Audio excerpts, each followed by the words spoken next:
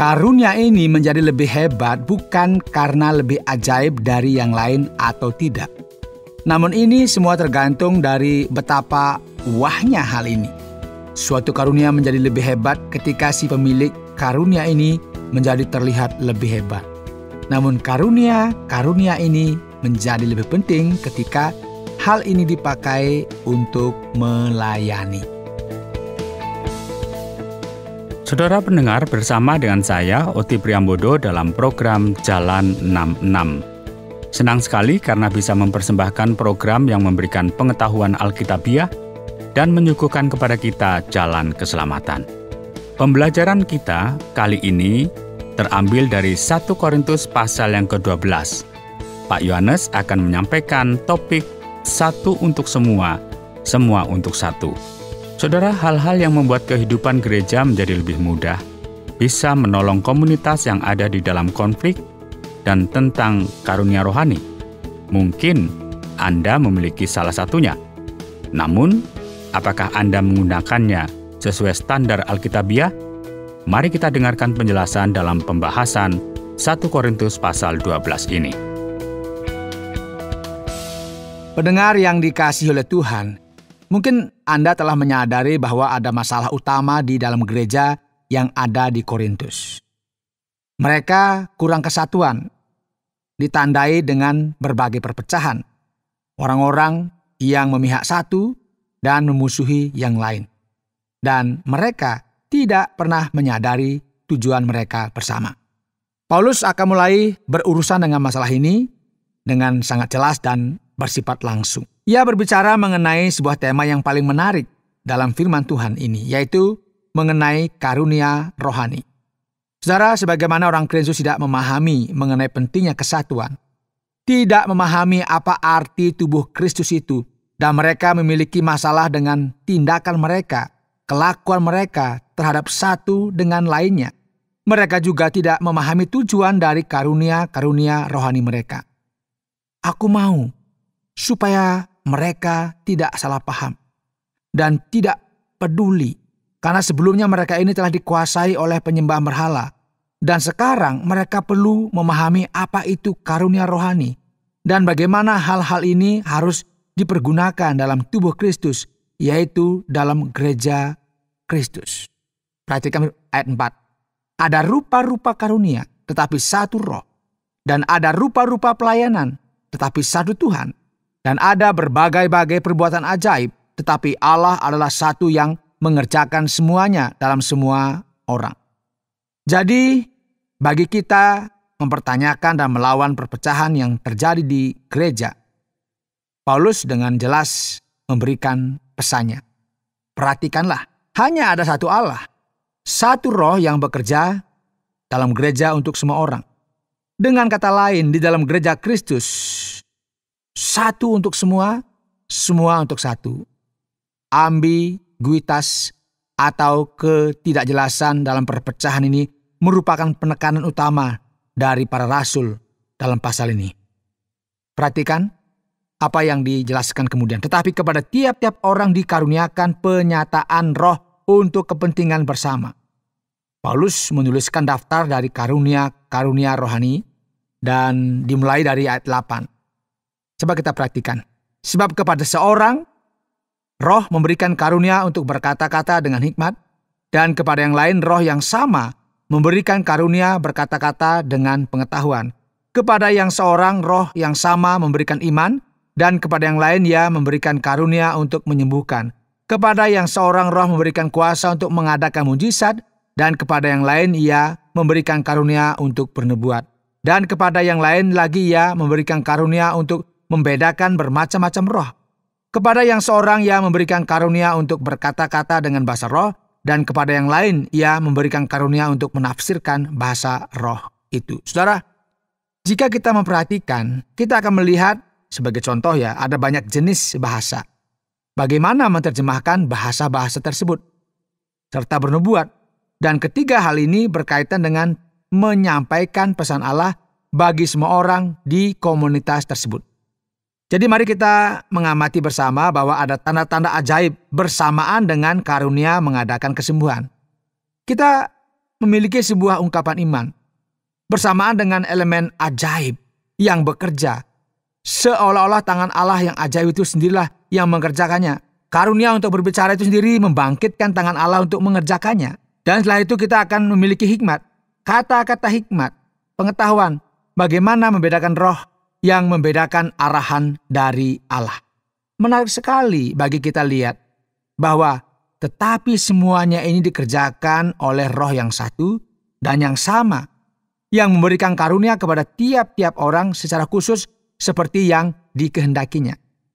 Karunia-karunia ini masing-masing sangat berbeda dan tergantung dari campur tangan roh Allah dan tergantung dari Allah sendiri yang bertindak. Firman Tuhan kemudian akan menuliskan lagi. Ini terkait dengan perpecahan.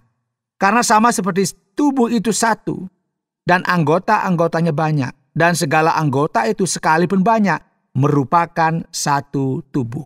Perhatikan ayat 13. Sebab dalam satu roh kita semua, baik orang Yahudi maupun orang Yunani, baik budak maupun orang merdeka, telah dibaptis menjadi satu tubuh dan kita semua diberi minum dari satu roh. Artinya bahwa setiap karunia-karunia tersebut diberikan oleh roh dalam tubuh Kristus. Itu yang perlu dicatat, saudara. Ini yang perlu diperhatikan. Dalam hal ini, kata baptisan oleh roh muncul dalam ayat 13. Tubuh ini memiliki banyak sekali anggota, dan setiap anggota memiliki perannya masing-masing, memiliki tujuan yang berbeda-beda, sama dengan apa yang terjadi dengan tubuh manusia. Setiap anggota sangatlah penting. Jadi sekali lagi, satu untuk semua, semua untuk satu. Inilah mengapa tidak ada seorang pun yang boleh membenci setiap orang yang ada dalam tubuh Kristus, atau setiap orang yang memiliki karunia-karunia yang spesial semacam ini. Perhatikan firman Tuhan. Andai kata kaki berkata, karena aku bukan tangan, aku tidak termasuk tubuh. Jadi benarkah ia tidak termasuk tubuh? Tetapi perkataan itu tidak mengubah keadaan. Dan kaki itu tetap saja anggota dari tubuh itu. Dan andai kata telinga berkata, karena aku bukan mata, aku tidak termasuk tubuh. Tetapi perkataan telinga itu juga tidak mengubah keadaan. Telinga itu tetap saja anggota dari tubuh. Andai kata tubuh seluruhnya adalah mata, di manakah pendengaran? Andai kata seluruhnya adalah telinga, di manakah penciuman? Tetapi Allah telah memberikan kepada anggota masing-masing secara khusus suatu tempat pada tubuh seperti yang dikehendakinya. Andai kata semuanya adalah satu anggota, di manakah tubuh?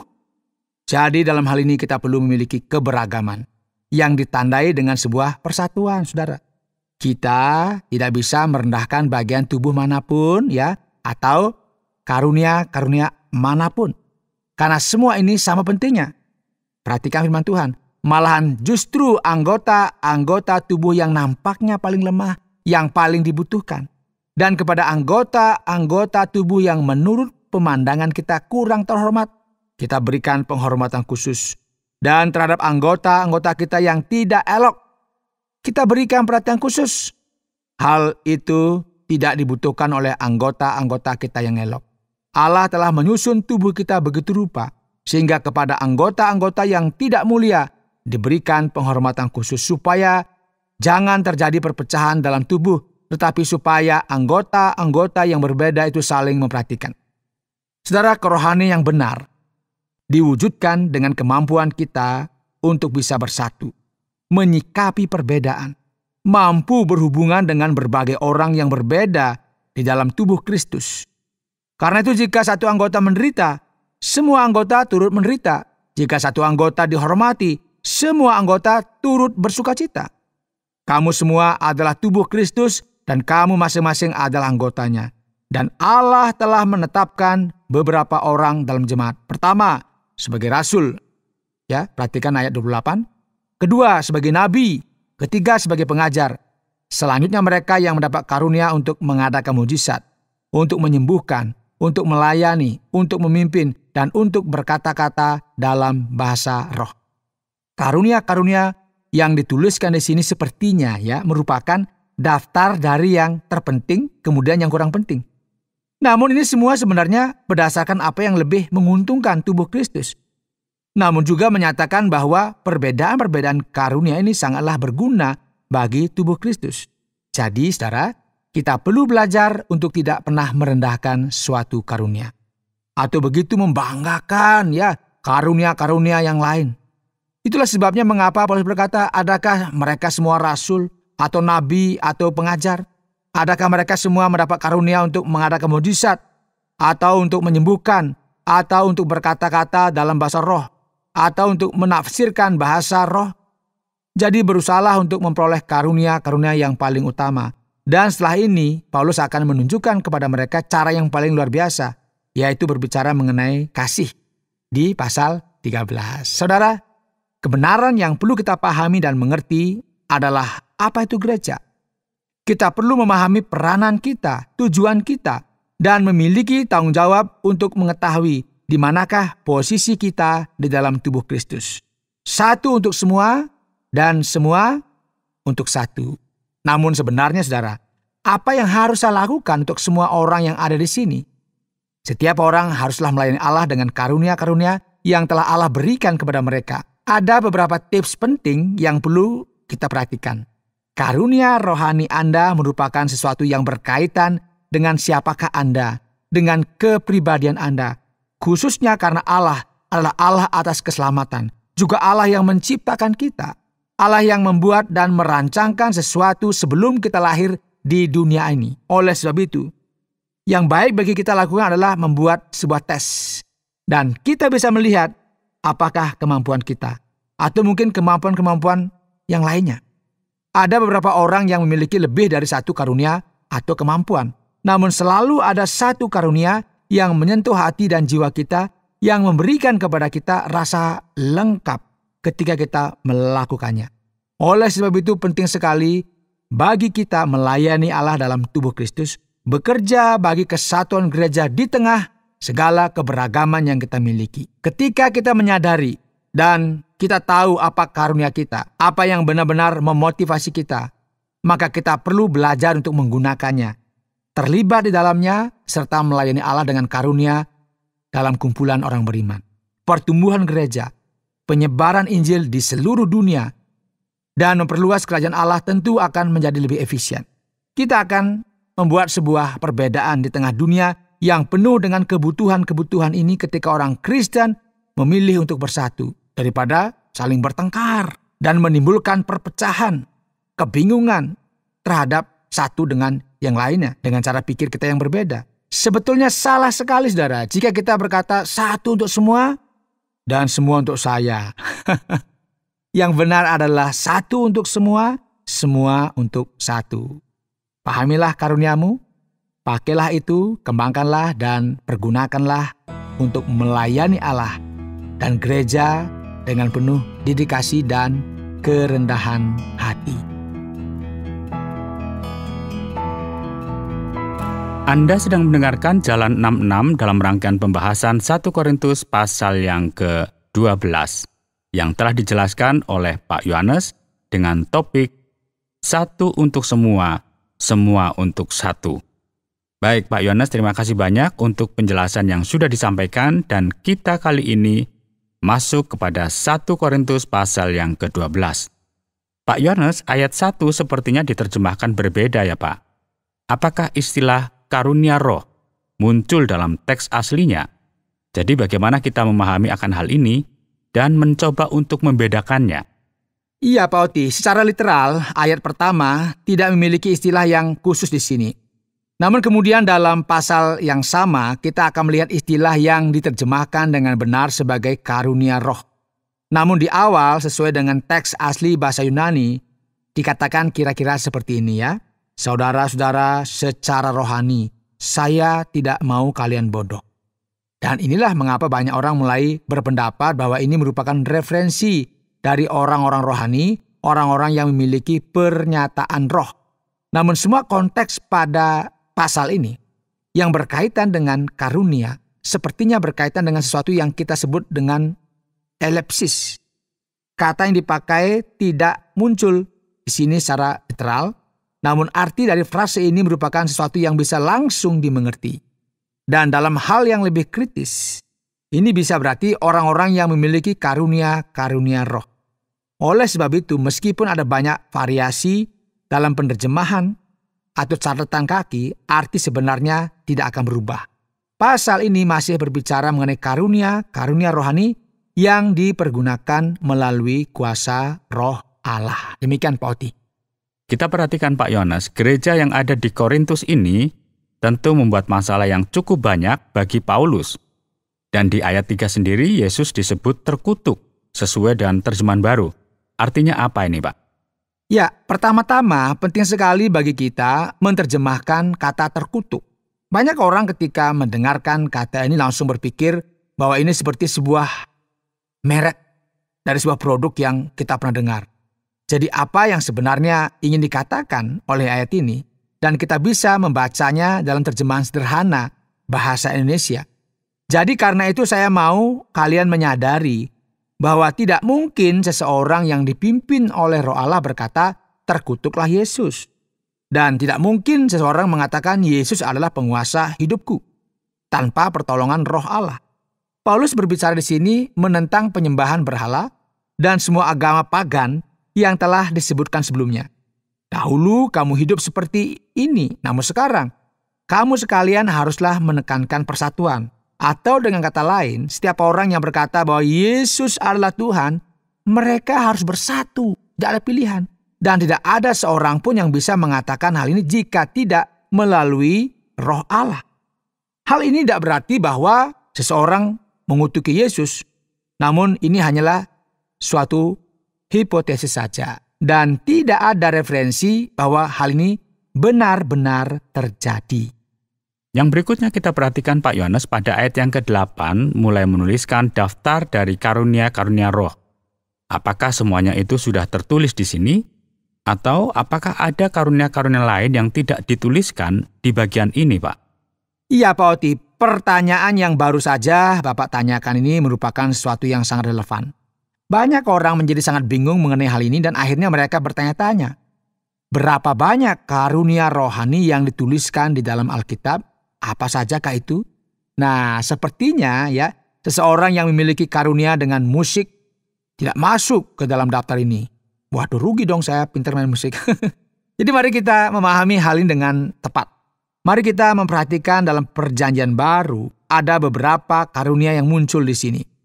Pertama Korintus pasal 12 dan juga dalam pertama Petrus pasal 4. Juga ada di Efesus pasal 4. Dan daftar dari masing-masing bagian tersebut tidaklah begitu panjang dan melelahkan pada saat yang bersamaan, namun setiap daftar tersebut memiliki tujuan yang kontekstual. Oleh sebab itu tidak ada detail di bagian-bagian tersebut. Nah, hal ini kemudian menyisakan tempat bagi kita mempertimbangkan karunia-karunia yang lain yang tidak disebutkan secara khusus di bagian firman Tuhan ini. Sekarang secara umum, dalam rentang yang lebih luas mengenai kategori dari karunia-karunia ini dalam Perjanjian Baru, seseorang misalnya memiliki karunia yang berkaitan dengan musik. Karunia ini akan sangat tepat digunakan dalam berbagai tujuan, seperti dalam penginjilan, khotbah, atau bahkan mengajar orang lain. Tidak peduli apapun karunianya, Anda akan selalu bisa untuk mencocokkannya ke dalam kategori makro yang dituliskan di sini. Dan penting sekali bagi kita menekankan bahwa daftar yang dituliskan tersebut masing-masing memiliki pendekatan konteks yang bertujuan untuk membahas keadaan yang khusus yang dibahas dalam bagian tersebut. Sekarang Pak Yohanes, apakah karunia-karunia ini ajaib? Ataukah karunia-karunia ini berdasarkan kemampuan manusia? Contohnya, jika seseorang merupakan seorang pengajar, apakah ia memiliki karunia untuk mengajar di dalam gereja? Ataukah karunia mereka ini harus merupakan sesuatu yang lebih spesifik begitu? Iya, ini merupakan pertanyaan yang menarik Pak Oti. Mengapa? Karena ada banyak orang yang menjadi bingung mengenai hal ini. Apakah saya memiliki karunia di dalam diri saya? Ataukah ini merupakan sesuatu yang supranatural yang Allah curahkan kepada saya sehingga saya bisa? Jawabannya adalah mungkin dua-duanya. Namun kedua hal ini terpisah. Sepertinya seseorang memiliki karunia yang sangat luar biasa ketika berbicara mengenai apa yang diberikan roh kepada masing-masing orang. Ketika seseorang dipakai Allah dengan kuasa kesembuhan, atau jika seseorang dipakai Allah dengan karunia bahasa lidah, atau bentuk-bentuk mujizat yang lainnya. Jelas sekali bahwa orang tersebut tidak memiliki kemampuan tersebut dari dirinya sendiri. Ya, ini merupakan hal-hal yang khusus yang dimanifestasikan di bawah kedaulatan Allah. Jadi segala sesuatunya memberikan indikasi bahwa ada manifestasi Roh Kudus, terpisah dari kemampuan personal mereka. Allah bekerja dengan apa yang telah diciptakan sejak semula. Beberapa orang memiliki karunia dalam mengadministrasikan barang-barang. Yang lain memiliki karunia untuk menjangkau. Dan dalam kasus ini, seperti yang telah dikatakan, bahwa Roh Allah mengarahkan kembali kemampuan seseorang untuk mereka melayani Allah dalam tubuh Kristus. Jadi kita bisa memisahkan hal-hal seperti ini untuk memahami terlebih lagi, untuk mengerti lebih jelas bagaimana hal-hal ini bekerja. Jadi supaya kita nggak bingung begitu ya. Yang berikutnya Pak Yones, jika kita melihat di bagian akhir dari pasal yang ke-12 dari kitab 1 Korintus ini, ayat yang ke-28 dan sampai kepada ayat yang ke-30, sepertinya ada beberapa karunia yang lebih penting dari lainnya. Apakah benar seperti itu, Pak? Iya, memang jawaban dari hal-hal ini akan sangat mengejutkan. Jawabannya adalah iya dan tidak. Karena firman Tuhan secara eksplisit akan menyebutkan di ayat 28, sebagaimana telah Bapak sebutkan tadi. Dan Allah telah menetapkan beberapa orang dalam jemaat. Pertama sebagai rasul, kedua sebagai nabi, ketiga sebagai pengajar. Nah, ketiga hal ini sepertinya memiliki suatu arti yang penting, dan para rasul yang disebutkan di sini adalah sebuah referensi dari rasul-rasul Kristus itu sendiri yang merupakan prioritas dalam gereja, dan setelah mereka ada nabi-nabi yang menyampaikan firman ilahi, kemudian pengajar yang menjelaskan hal-hal kepada mereka. Yang akan muncul kemudian sepertinya lebih penting dari yang lain, namun tidak sepenting yang pertama-tama yang dituliskan. Jadi sekarang pertanyaannya adalah, mengapa karunia ini penting? Mari kita perhatikan yang ditulis di ayat 31. Jadi berusahalah untuk memperoleh karunia-karunia yang paling utama. Jadi bagaimana saya tahu bahwa ada satu karunia yang lebih penting dari yang lain? Karunia ini menjadi lebih hebat bukan karena lebih ajaib dari yang lain atau tidak. Namun ini semua tergantung dari betapa wahnya hal ini. Suatu karunia menjadi lebih hebat ketika si pemilik karunia ini menjadi terlihat lebih hebat. Namun karunia ini menjadi lebih penting ketika hal ini dipakai untuk melayani dengan tepat di dalam tubuh Kristus. Jadi beberapa karunia ini akan menjadi lebih penting dalam konteks-konteks tertentu. Sedangkan dalam konteks yang lain, mungkin hal ini tidak akan menjadi penting. Jadi semua ini tidak ada kaitannya dengan orang yang memiliki karunia tersebut. Namun ini semua berkaitan dengan bagaimana mereka menggunakan karunia-karunia ini untuk melayani dalam kerajaan Allah. Pak Yohanes, apakah kita semua sudah dibaptis dalam Roh? Apa arti dari frasa dalam ayat yang ke-13 ini, Pak? Sebab dalam satu roh, kita semua telah dibaptis dari satu roh. Artinya apa ini, Pak? Ya, ini merupakan sesuatu yang penting bagi kita pahami, Pak Oti. Karena ketika kita berbicara mengenai baptisan roh, seringkali frase ini atau ekspresi ini dipahami sebagai pengalaman dengan kuasa, pengalaman yang dalam dengan Allah. Ketika orang tersebut merasakan hadirat dari Roh Kudus. Pengalaman-pengalaman seperti ini sering sekali sangat nyata dan penting. Namun bukan ini yang sebenarnya dimaksudkan dalam Perjanjian Baru. Kita bahkan bisa katakan bahwa ini merupakan saat-saat kita dipenuhi oleh Roh Kudus atau pernyataan kuasa Roh Kudus. Namun ungkapan baptisan oleh Roh sebenarnya berkata bahwa Roh Kudus itu tinggal di dalam kita. Dan hal ini terjadi setelah kita menjadi percaya dan kita dijadikan anggota tubuh Kristus. Dalam hal ini, setiap orang yang benar-benar telah bertobat akan mendapatkan Roh Kudus di dalam kita. Dan dengan demikian kita dibaptis dalam Roh Kudus. Jadi sekarang ketika seseorang berkata bahwa baptisan Roh Kudus berarti bahwa kita dipenuhi dan diurapi dengan urapan khusus, dengan kuasa Allah untuk melakukan karyanya, maka ini merupakan arti yang berbeda. Dan segala konsep ini berbeda dari apa yang dijelaskan di dalam 1 Korintus pasal 12. Nah, penting sekali bagi kita memahami perbedaan ini. Baik Pak Yohanes, bagi Anda yang mendengarkan, mungkin Anda berpikir, Bagaimana dengan pertanyaan yang lain ini? Apakah ditanyakan juga? Jadi pertanyaan yang terakhir, Pak Yohanes. Apakah kita bisa berkata bahwa karunia bahasa roh adalah untuk setiap orang? Ya, karunia bahasa roh memang disebutkan di sini. Dan sebenarnya ini merupakan karunia yang tidak diberikan kepada setiap orang. Pertanyaan yang muncul dari pasal 12 ini memiliki jawaban yang negatif. Ya, ia berkata, tidak semua kita memiliki karunia untuk menyembuhkan orang sakit. Tentu saja tidak. Ya. Paulus kemudian berkata, apakah semua memiliki karunia untuk berbicara dalam bahasa roh? Dan sekali lagi jawabannya adalah tidak. Bahkan kumpulan orang percaya yang begitu menghargai dan menyanjung karunia bahasa lidah ini dengan tingginya, mereka sangat tahu bahwa terkadang hal ini ditandai dengan pengalaman yang begitu dalam dengan Allah. Namun jika kita berbicara secara praktis, tidak semua orang Kristen dikhususkan untuk berbicara dalam bahasa lidah. Bahasa lidah ini akan kita bahas lebih detail lagi ketika kita sampai di pasal 14. Namun kita tidak bisa mengukur kerohanian seseorang berdasarkan hal ini. Juga kita tidak bisa memaksa setiap orang untuk berbicara dalam bahasa lidah. Karena bukan inilah yang diajarkan dalam 1 Korintus pasal 12 ataupun di pasal 14. Benar sekali. Jadi sekarang mari kita beranjak kepada bagian kesimpulan dalam 1 Korintus pasal yang ke-12 ini. Saudara, hari ini dalam program Jalan 66, kita telah belajar dari 1 Korintus pasal 12. Tema kita hari ini adalah satu untuk semua dan semua untuk satu. Kesatuan dalam tubuh Kristus sangatlah penting. Tidak ada gagasan di dalam hal ini yang menyatakan satu untuk semua dan semua untuk saya. Tidak ada. Sikap yang mementingkan diri sendiri seperti ini sangatlah ditolak di dalam gereja. Karunia rohani diberikan oleh Allah untuk memberkati gerejanya dan bukan untuk mempromosikan seseorang demi kepentingannya sendiri. Oleh sebab itu, pendengar yang dikasihi oleh Tuhan, mari kita perhatikan sebuah kebenaran yang luar biasa ini. Dan inilah pelajaran kita untuk hari ini. Penggunaan karunia rohani dengan tepat dikonfirmasi. Ketika karunia ini dipakai, bekerja untuk kesatuan gereja. Saudara pendengar, karena waktu yang tidak memungkinkan, kita akhiri program Jalan 66 kali ini.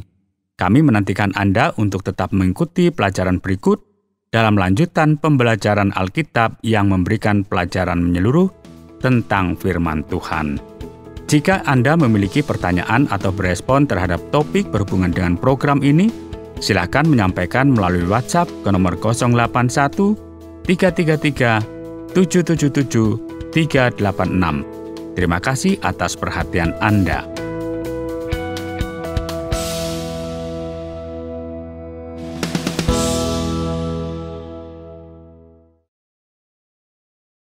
Terima kasih Anda sudah mengikuti program kami. Jika Anda diberkati, jangan lupa like, komen, dan share supaya Anda tidak ketinggalan setiap program terbaru kami.